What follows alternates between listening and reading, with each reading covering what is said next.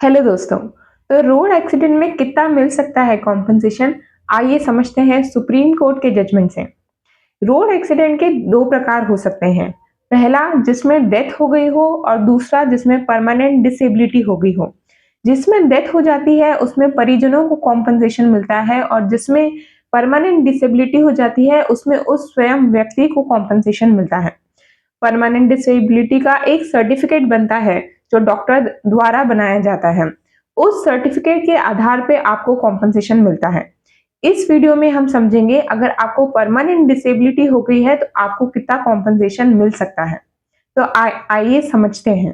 Compensation calculate करने के लिए हमें पहले दो चीजें पता होनी चाहिए। पहला मंथली इनकम और दूसरी उम्र।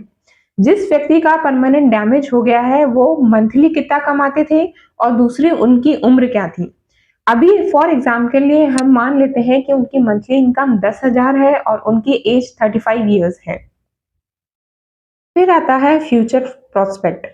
फ्यूचर प्रोस्पेक्ट बताता है कि अगर वो इंसान बिना फिजिकल डिसेबिलिटी के जॉब में रहता तो उनकी कितनी इनकम में वृद्धि होती। ये गवर्नमेंट जॉब और प्राइवेट नौकरी वालों के लिए अलग अलग है और एज के हिसाब से डिटरमाइन किया जाता है।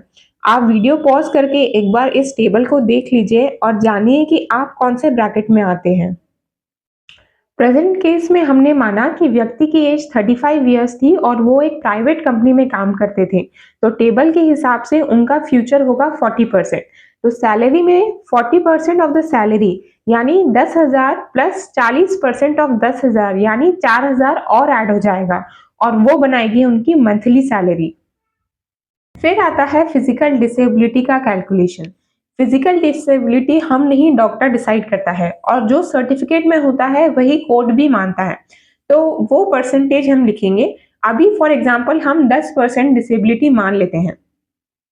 अब हम कैलकुलेट करेंगे कि हमारी डिसेबिलिटी के कारण मंथली पैसों का कितना नुकसान हुआ। तो सुप्रीम कोर्ट का जजमेंट कहता है कि जितनी आपकी डिसेबिलिटी है उतना ही आपके पैसों का नुकसान माना जाएगा। तो प्रेजेंट केस में अगर 10% डिसेबिलिटी है तो नुकसान कितना होगा? 10% ऑफ द मंथली सैलरी। फिर आता है मल्टीप्लायर। कॉम्पनसेशन लेना है तो थोड़ी मेहनत तो करनी पड़ेगी, तो वीडियो में साथ में बने रहिए। अब आता है मल्टीप्लायर। मल्टीप्लायर भी एज के हिसाब से डिसाइड होता है। स्क्रीन पे आपकी लिस्ट आ जाएगी। सिंस हमारी एज हमने 35 मानी है तो मल्टीप्लायर होगा 16। अब आ गए हैं हम अपने फाइनल कैलकुलेशन में जिसमें हम लेंगे कि हमें महीने में कितना नुकसान हुआ। 1400 रुपए इंटू मल्टीप्लायर 16 और इंटू 12। इसको इन तीनों को करेंगे हम मल्टीप्लाई। तो ये हो गया हमारा फाइनल कैलकुलेशन, पर बात यहाँ खत्म नहीं हुई है। इस पे मिलता है फिर इंटरेस्ट, आपके हॉस्पिटल का चार्ज, आप कितने दिन वहां पे भर्ती रहे, आपके बिल्स जो मेडिसिन के लगे, ऑपरेशन के लगे और दूसरे एक्सपेंसेस जैसे कि ट्रैवलिंग। अगर आप छोटे गांव से बिलोंग करते हैं तो आप सिटी गए होंगे या अहमदाबाद गए होंगे या बड़ी कोई जगह गए होंगे इलाज कराने के लिए, तो वहाँ का ट्रैवल एक्सपेंस। अगर गाड़ी टूट फूट जाती है तो उसका मेंटेनेंस एक्सपेंस और ये सब मिला के फाइनली बनता है कॉम्पनसेशन। उम्मीद करती हूँ आपको ये वीडियो। लाइक शेयर सब्सक्राइब करना ना भूलना।